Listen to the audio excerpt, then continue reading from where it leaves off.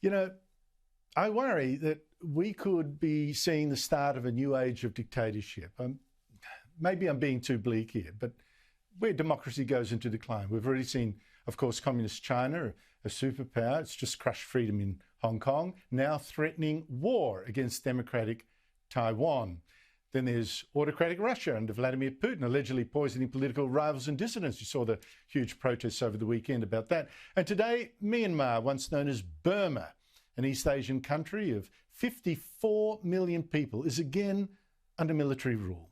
Now, its Prime Minister, Nobel Peace Prize winner Aung San Suu Kyi, she's under house arrest again after a coup. Now, this is such a tragedy for that beautiful country. I visited it twice. It's just got so much potential to be almost like the breadbasket of Southeast Asia. It's such a beautiful country and well-educated people. But for decades, it's suffered under a brutal series of military dictators who almost ruined Myanmar. And for nearly 15 years, they kept Suu Kyi under house arrest, but she kept campaigning for peaceful change to democracy. We think that the non-violent approach is best for our country. We want to cut this vicious cycle that has gone on in Burma for some time of people trying to change the political scene through the power of the gun. Well, the men with the guns are back in charge. Suu Kyi is back under house arrest after having led Myanmar to virtual democracy and leading it as Prime Minister, essentially. They've got a different name for it. Leading as Prime Minister for 5 years. Here's our Prime Minister today. We all hope for Myanmar. We all hope for what I know the Myanmarese people want to achieve. I found them the most beautiful of people when I was there. So peaceful in nature, but having such terrible violence over the course of their nation's history. And I hope. Now, as I said, communications today with Myanmar have been disrupted.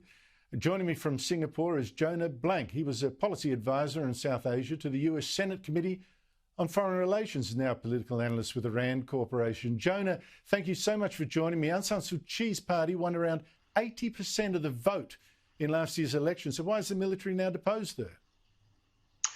Well, there was an election in November where the NLD, that is Aung San Suu Kyi's party, was returned to power with an equally large percentage. And the military probably feared that the democratic forces were going to try to rewrite the Constitution, a Constitution which guarantees the military 1/4 of the seats in Parliament, even when they lose their election, as happened in November.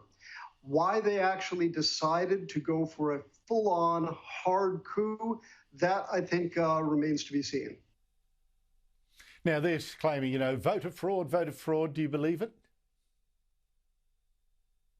No. International observers have been unanimous in saying that whatever irregularities there may have been are nowhere near the level that could have caused the election results to be in jeopardy. And this really is an example that those of us outside of Australia have to be aware of.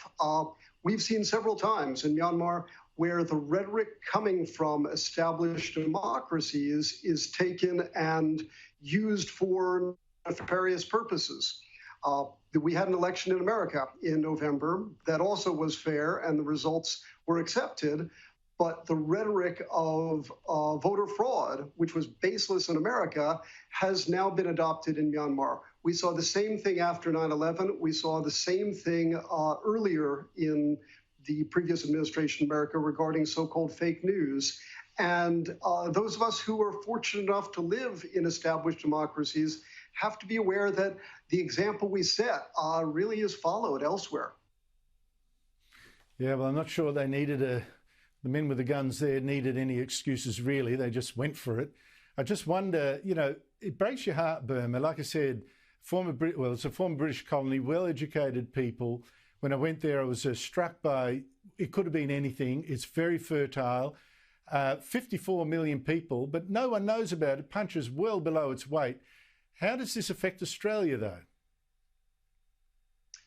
Well, I think you're absolutely right about Myanmar being a wonderful country. I've been going there since 1987, but also one that is tragically ill-served by its rulers.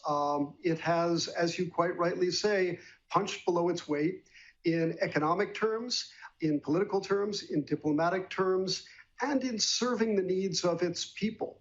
And that affects the people of Australia because when you have such a big and important country that is not only going in an anti-democratic direction, but which has engaged in ethnic cleansing of its Rohingya population just within the past few years, that causes refugee flows that affect Australia, that destabilize its neighbors, such as Bangladesh and Myanmar, and that cause a ripple effect throughout the region.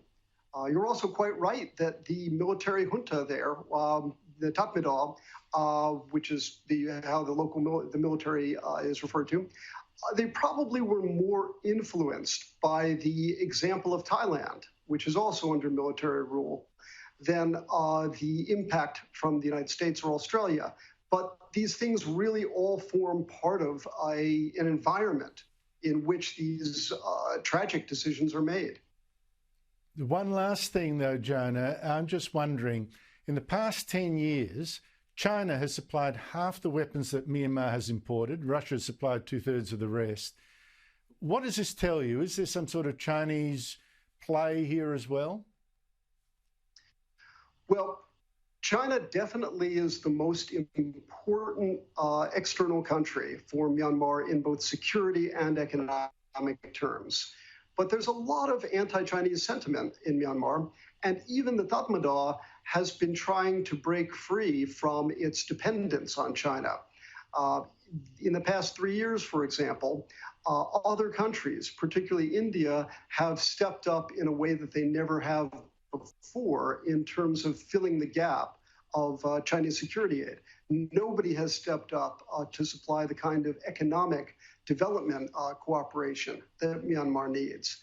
But Myanmar does not want to be a Chinese colony. So I think that there really is a big appetite for external engagement, and the Burmese military has made that much, much more difficult with this tragic decision. It is a tragic decision. Jonah Blank, thank you so much indeed for talking to us. Thank you for having me.